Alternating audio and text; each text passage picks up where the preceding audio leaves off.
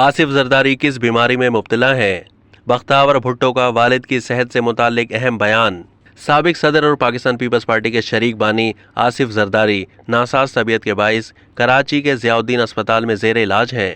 Doctor Asim کی سربراہی میں ماہر ڈاکٹرز کی ٹیم آصف علی زرداری کا علاج کر رہی ہے۔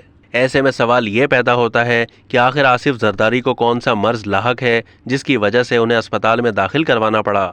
اس حوالے سے سابق صدر آصف علی زرداری کی بیٹی بختیار بھٹو زرداری نے ایک بیان میں سب بتا دیا۔ انہوں نے کہا کہ آصف زرداری کو کورونا وائرس کی چند علامات کا سامنا ہے۔ ان کے پھیپھڑوں کے قریب دوبارہ پانی جمع ہو گیا ہے۔ اسی وجہ سے آصف زرداری سیلاب کے دوران نظر نہیں آ رہے، مگر ان کے بچے سیلاب سے متاثرہ علاقوں میں پہنچ رہے ہیں۔ بختیار بھٹو زرداری نے سب کے پیغامات اور دعاؤں کا شکریہ بھی ادا کیا۔ اب تک کے لیے اتنا ہی۔ مزید معلومات کے لیے ڈیلی جنگ کے یوٹیوب چینل کو سبسکرائب کیجیے۔